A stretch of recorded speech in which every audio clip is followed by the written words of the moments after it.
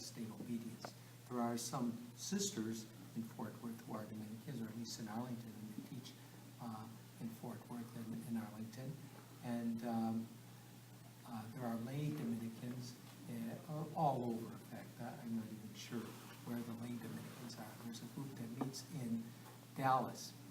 But anyway, that's, I should tell you a little bit about my personal story, and then a little bit about the Dominican order and the founders and the great saints of the Dominican orders, because there have been very illustrious saints, Dominicans. I was born in Chicago now a long time ago, in 1947. I went to Catholic schools, and I suppose it was a combination of having a very kind of religious family. My grandfather didn't go to church on Sunday when I was a young boy. In fact, I think my parents lied to me. They said he went to early mass. Well, I don't think he went to early mass. But anyway, when I did get older, he did kind of have a little conversion, and everyone, we wouldn't think of missing mass. And granted that in the 1950s and 1960s, more people went to mass today.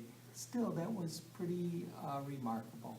Nobody would think of missing mass. I mean, it's the first thing on Sunday.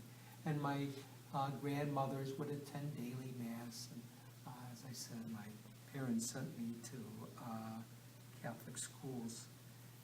When I was in 8th grade, I was thinking very seriously about being a priest. And at that time, most of the diocesan priests went through the high school seminary as well as the college seminary.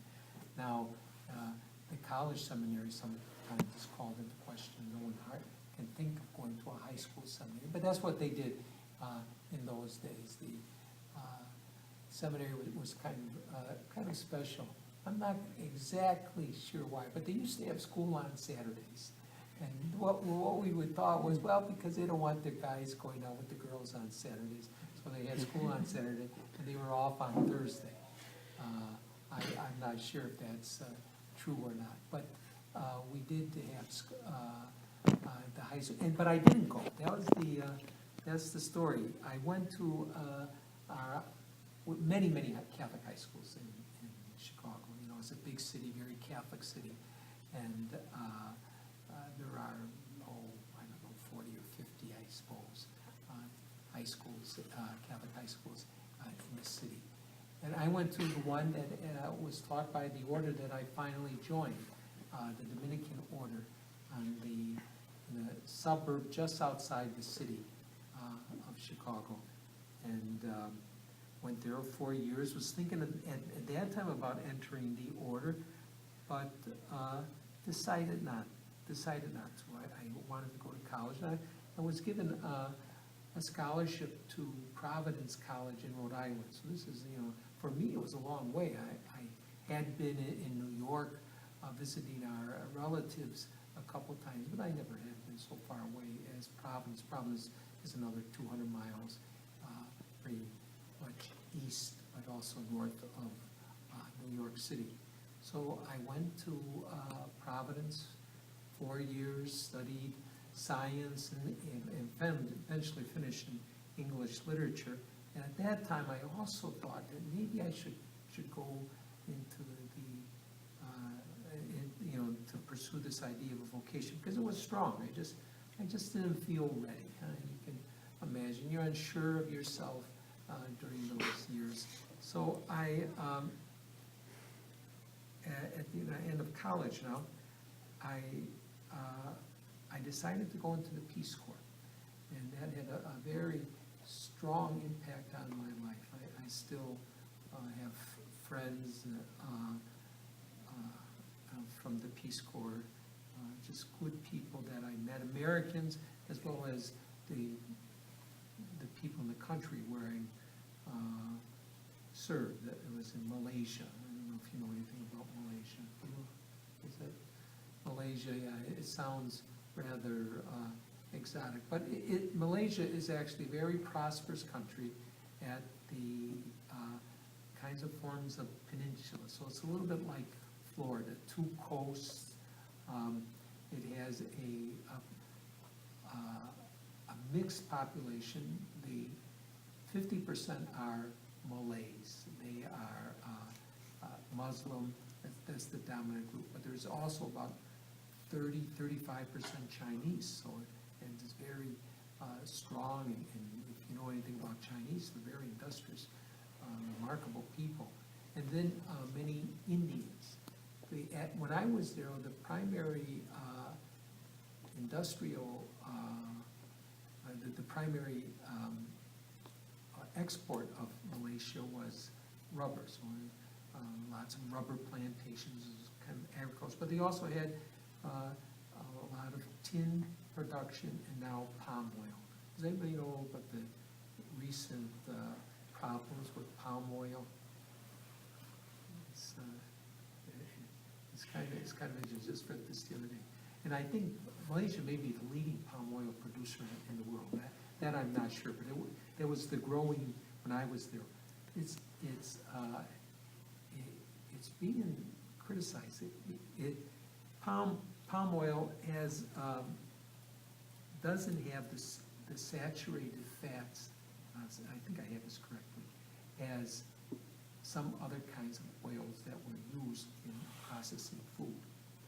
So, with all of the concern about saturated fats, they went over, the restaurant industry started buying palm oil.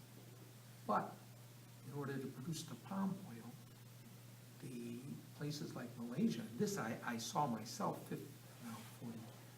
40 years ago, more than 40 years ago, they would take, burn down the jungle and then plant palm oil. So now that's causing, with our concern about global warming, this taking out of the jungle, burning the jungle often creates a lot of carbon in the atmosphere, contributing to global warming. So, sometimes it seems that you can never win. But anyway, that's what Malaysia was famous for. And I served there as a teacher. It was a wonderful work. I had a background in science, and they wanted us to go into their schools and to help the teachers with some current teaching techniques, which is just hands-on types of things. You're all used to it, Tanya. Things like they build a little wind fan to show how you can pump water. Things just little experiments to show the people. So we at least anyone could have, any person, any college graduate, you didn't have to have a science background to be able to know the science to do the teaching. But we did work with the teachers, and at the same time, because we weren't trained as educators, we got our experience in teaching children. So it was a very good mixture. During the week, we were taught classes, and on weekends, on Saturdays, we had these workshops for the teachers. So that was 3 years. From 1969 to 1972, I was a Peace Corps volunteer in Malaysia. On my return to the United States, well, I had two returns, because after 2 years, the Peace Corps gave a trip home if you were extended for the third year. And during that trip home, I did stop in Jerusalem and Israel and Rome and Greece, I think. Oh no, maybe just Rome.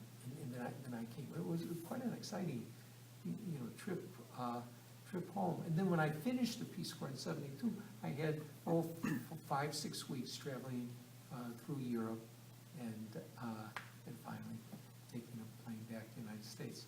So this was 73 that I finally arrived back in the United States, and I did work a year as a teacher. I had my, fresh from teaching in foreign countries. It was quite a difficult year, much more difficult teaching inner city than teaching country in Malaysia. That was for sure. Teaching in another language, in Malaysia, we were using the language there, but it was a kind of an odd situation. I received work from an inner city school, not a Catholic school, but a parochial school. It was trying to be experimental in some ways, but I certainly wasn't prepared for that challenge of teaching multiple years, and some of the students were discipline problems, and that's why their parents thought that they needed a religious kind of training. I did that for a year, and then I had to make a decision. I was 27, and if I was going to be a priest, I had to go for it, or if I was not going to be a priest. And it's always complicated with relationships, and you're never quite sure of the vocation. But I think it's, for me, it was important, and this is what was interesting. I remember telling the vocation director for the Dominicans that I wanted to try it out, but I just wasn't sure.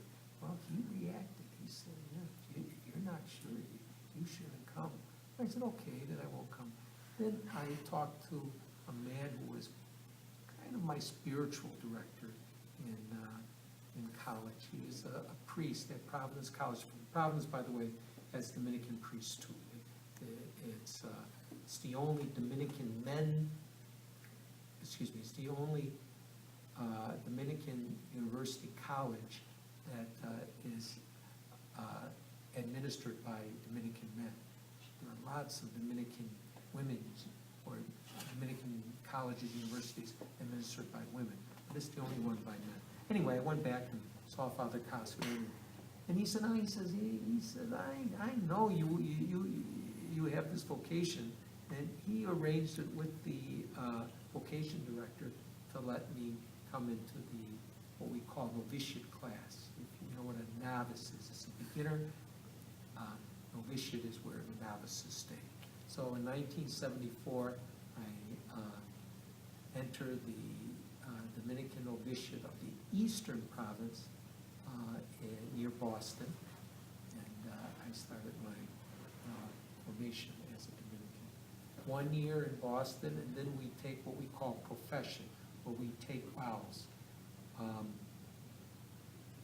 for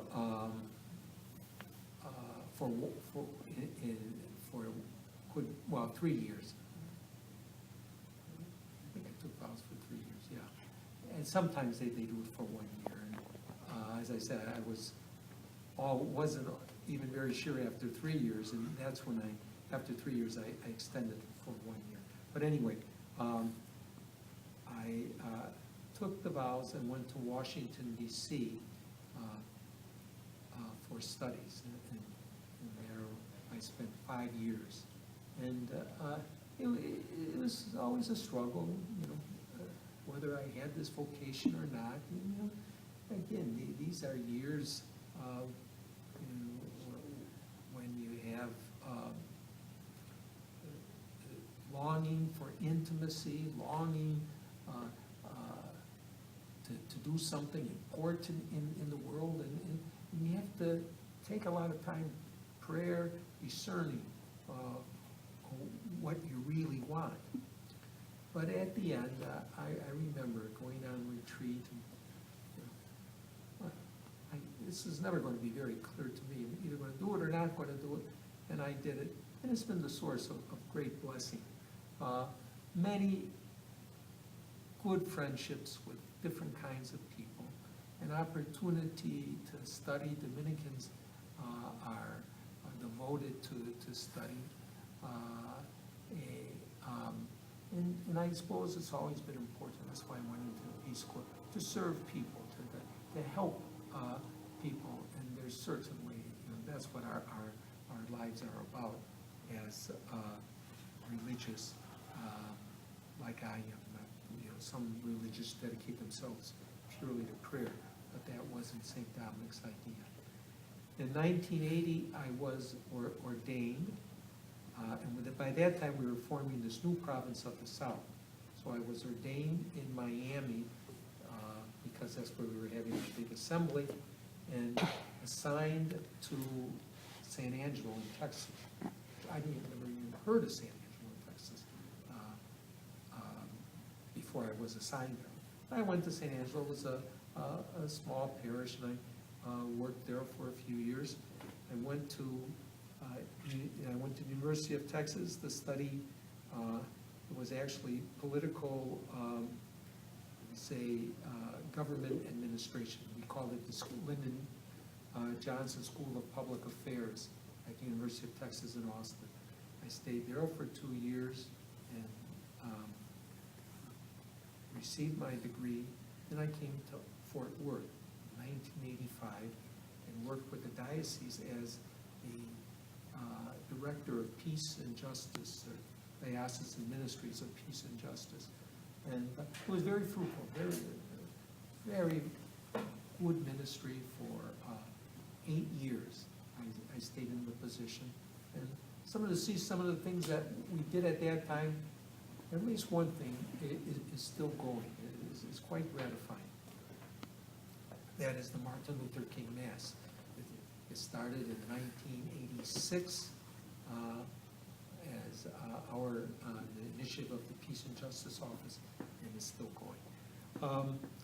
And then in 1990, I was feeling, well, am I going to stay here all my life, or am I going to do other things?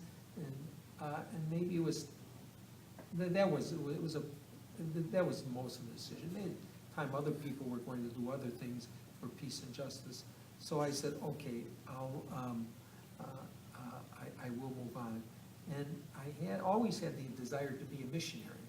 And our province was forming a mission in Honduras. And I asked if I might be part of that mission.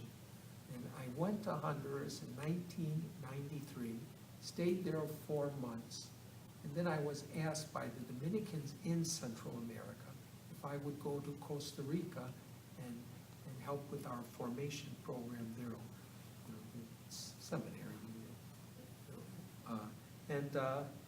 I was happy to do that. It seemed like a good thing to do. Costa Rica, of course, is one of the loveliest countries in the world. It's lovely, not just because of its physical beauty, and it does have that, but there isn't the violence that you have in many poor countries. It's because of its this social equality you have. It's not as poor as other Central American countries, but it's nowhere near as wealthy as a country like the United States. And it was quite enjoyable. One of the things, just one thing you can mention, in Honduras, you get on a bus and, 30, 40 other people are just jamming the doors to get on the bus at the same time. In Costa Rica, invariably, people would line up. Everyone got in, it filled up, closed the door, they went off, and people waited for the next bus. There was very little of the hassling that you had in Honduras anyway.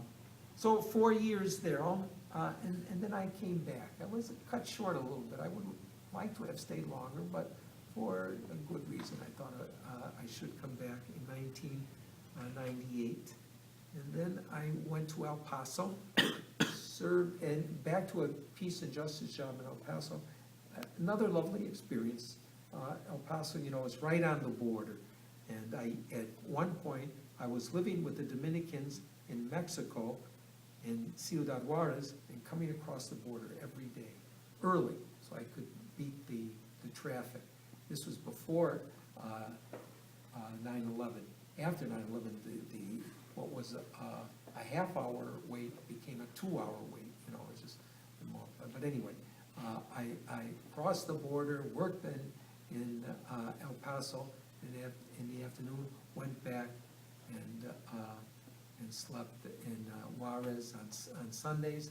Most Sundays I would do masses in Mexico. It was quite nice and interesting, fulfilling, helping the poor, advocating, social justice. It was good. In 90, so this was 98, and in 1993, I was at a juncture. I was not, I had come back to live on the American side, and I knew I should live with Dominicans. I wasn't doing that. I was getting older now. By that time, in 2003, I was 56, and just trying to sort out my life, what I really wanted to do. So I fulfilled a long-term dream and went to Rome to study, to live and study for a year. It really was a great experience. It was I had to study. It was interesting that I went there thinking that the studies at the university were bilingual and I would take the English courses. But I found that in my major, there weren't many English courses at all, that I had to take Italian. And that was a bit intimidating at first, but you just went along and try it out again. You try it, if it works, fine. If not, well, plan B. But it did work. I spent a lot of time in my room studying, learning, trying to get the Italian and that, but also a great experience. I remember very well, 2004 now, 9 years ago, it was pretty much Pope John Paul II last year as Pope. He did live through Lent the following year, but he was in the hospital. He was, so during Holy Week, I went to St. Peter's, and at least on Holy Thursday, Good Friday, I was there Holy Thursday, and Holy Saturday as well. This is so with Pope John Paul II. I finished that year in Rome. One of the best things. Let's see, I come from an Italian family, but like so many Mexican families today, you speak a little Spanish. You speak Spanish, I guess. Your family did, but many don't. Many kids do not grow up speaking the language of their grandparents, and at least the second language of their parents. I didn't learn Italian for that. So I had to learn Italian, and then this is the thing: I was able to go out and do some parish ministry in Italy.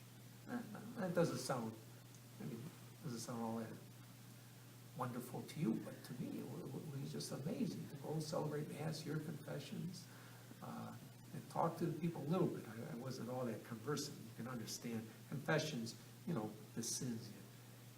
People commit the same sins everywhere. It's not too hard to figure out what people are saying. But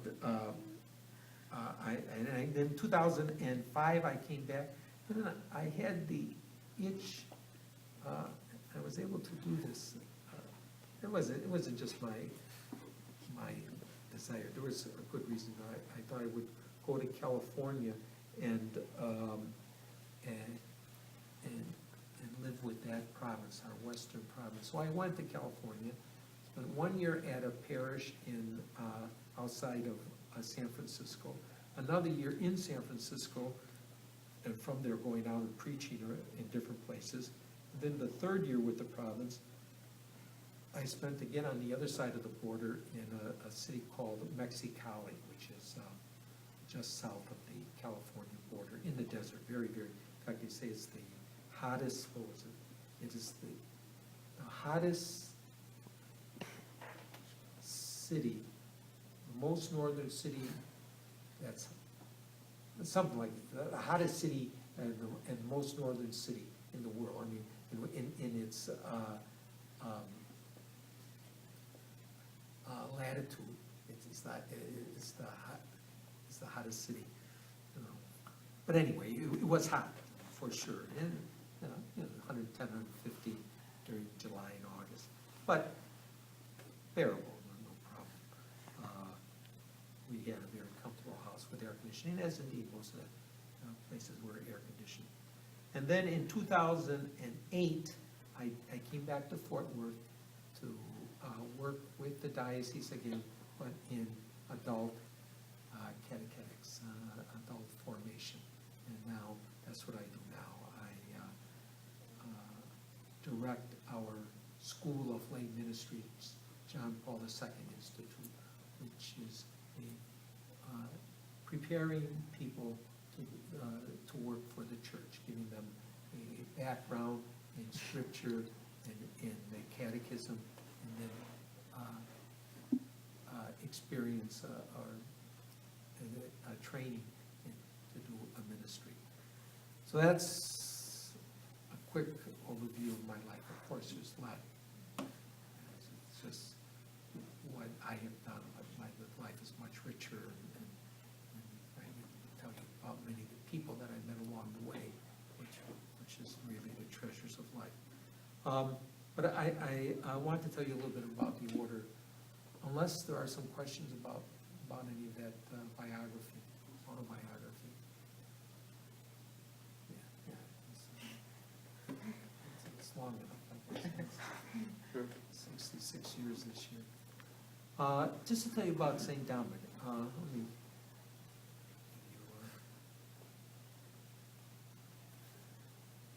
give you, you can keep it, that'll be yours, I usually have enough. St. Dominic was born in around the year 1180 in Spain.